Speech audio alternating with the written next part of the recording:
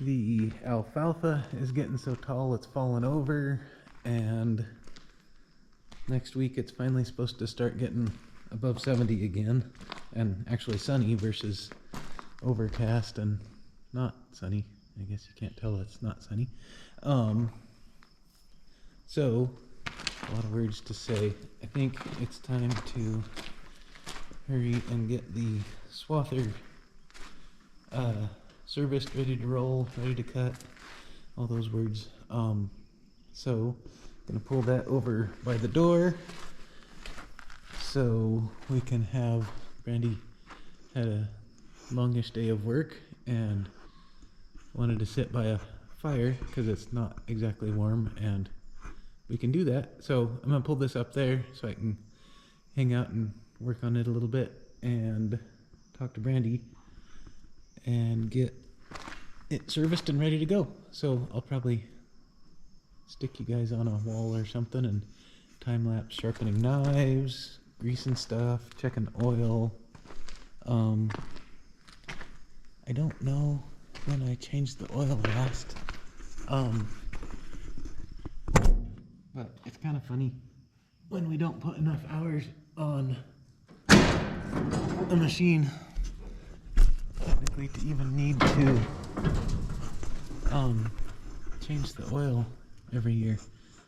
But I'll look and see what the hour meter says, which I don't think it says 1331 on the hour meter, so who knows what I wrote there. Anywho, we'll do that and get the swather ready to go.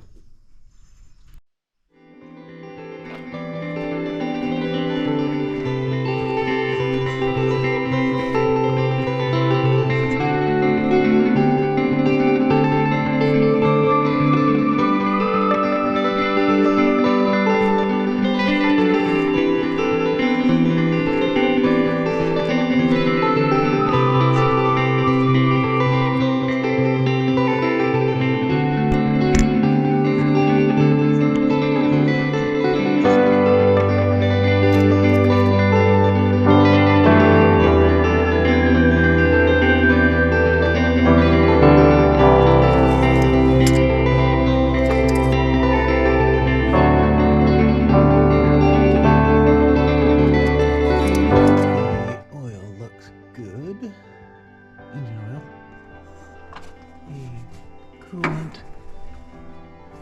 is good. He wonders of not using the machine often enough to remember where all the levels to check are. I'm gonna assume they'd keep them all on one side. That's what they usually do. Equally, one would assume I would look wherever the hydraulic tank is, and not a tank, not a tank, not a tank. Pretty sure not a tank. So, that's probably a good start. Maybe check where oil goes, not air flows. Maybe it's back here by the diesel. Diesel and oil go together, right? Oh, wrong release. No. Now we're talking. Yeah, I thought that was the diesel tank. Nope, that's the oil tank.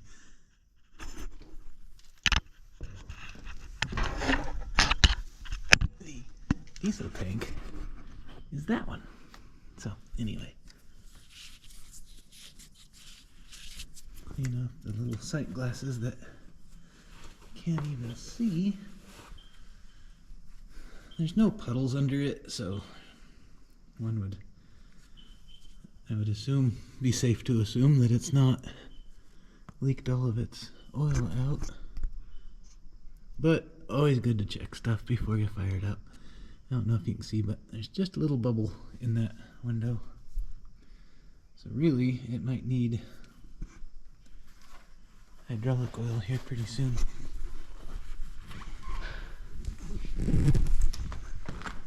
Okay, we'll fire it up. Yeah, it should be fine up in the air. I think I started it in December, something like that, just to keep the batteries charged.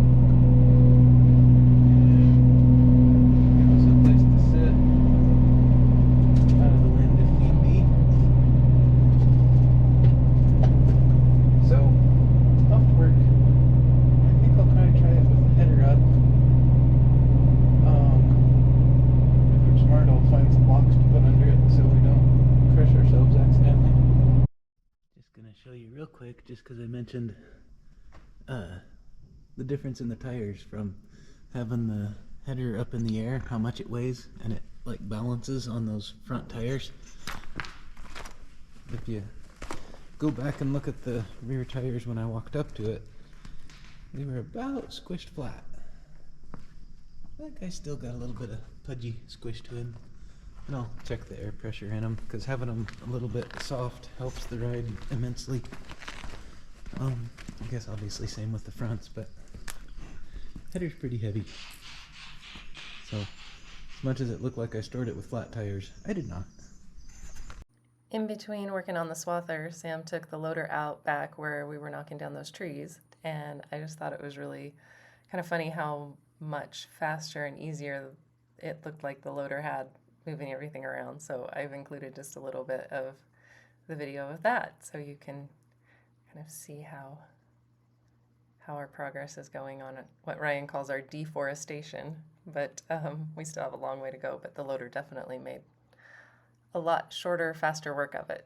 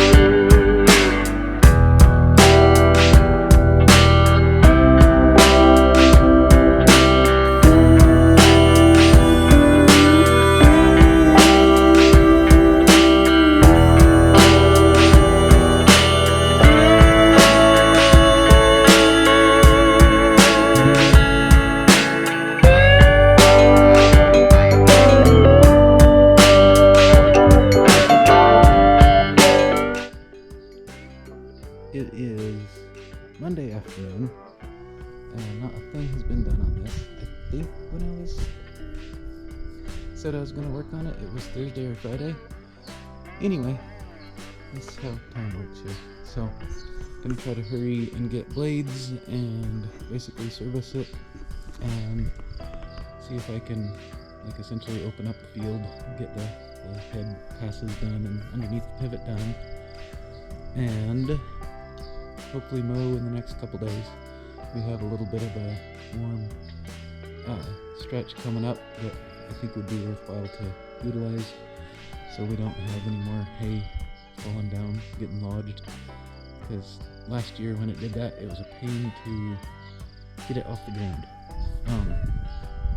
So that's the plan. I'm gonna hurry and get that done.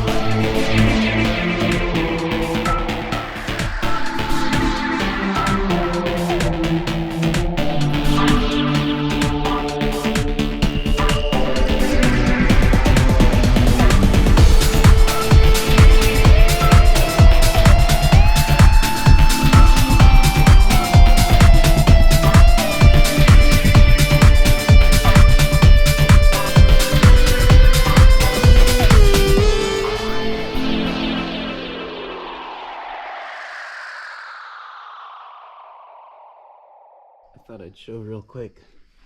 I guess one thing is the difference between new blade versus old blade, and then the other thing is they each have a rotation. So obviously making sure they get on the right way, and it's kind of easy to tell. You can see the clean side that's been, well, when I point you at it, you can see the clean side that's been hitting hay, and you want the blade to lift to throw the hay up where it can grab it and throw it on in there. So basically, if you make sure all these clean sides have the blade on the bottom, then you're good to go. And then these little guys go on the bottom of the blade and poke up through the turtle guy. So here, I'll just set one up real quick. That hooks through there like that, and then the turtle deal would be there, and you put one of these little protector guys on there with a bolt, and the turtle is what fills that gap there. So I have a whole new tube of these guys because they wear from hitting gopher mounds and probably even would wear just with hay. I don't have any of these, so I, being a pack rat and hate throwing things away, had some of these left in my from doing this last time, so I need to get a new package of these guys. Anyway, a couple of those were really bad. I can't remember which one of these. It might have been that one I was just playing with. So equally, they wear from hitting dirt, which, speaking of which, I have to chisel all this old stuff off. I don't want to drop it in here, or I would do it now. But the cutter bed doesn't really want to turn with all the goop from last year on it. I was hoping to pressure wash last year before putting it away, but like many things, it didn't happen. So we'll wait till we get out of the barn to drop all this gunk and hurry and check gearboxes, grease it, clean it, and then go. It will be fun to see if we actually get any of this, or I mean get to mow at all tonight. As usual, things take longer than I ever think. Oh, and speaking of taking longer than I ever think, literally the last blade that I had to do took for stinking ever. And then turtles wear as well. So that probably is not doing me any favors, because he's supposed to sling over here, but I guarantee that's grabbing hay and making a mess. So grab me a couple turtles, couple nuts under the blades, and that's probably it. Oh, I was going to show you these guys because they're kind of fun. It's like a fun little game. Those protector guys, you can see this side is super worn. So you just turn it to where it faces the oncoming crud, and it wears out that side. So you can get, like this guy, he was turned, well, no he wasn't, because that's rusted and that's clean. Anyway, it takes a while to wear these guys out, but the point being, keep turning them, because you have good spots left. A fun little game. Well, this guy is good. Demonstration of that. Backside's all gone, and front now has some meat on him. Anywho, that's it. Less talking and more working. Track down all the gearboxes and then find all the grease zerks. Everything's all greased and ready to go, so we're just clearing the dirt out, and then we'll be ready to start swathing. Thanks for watching.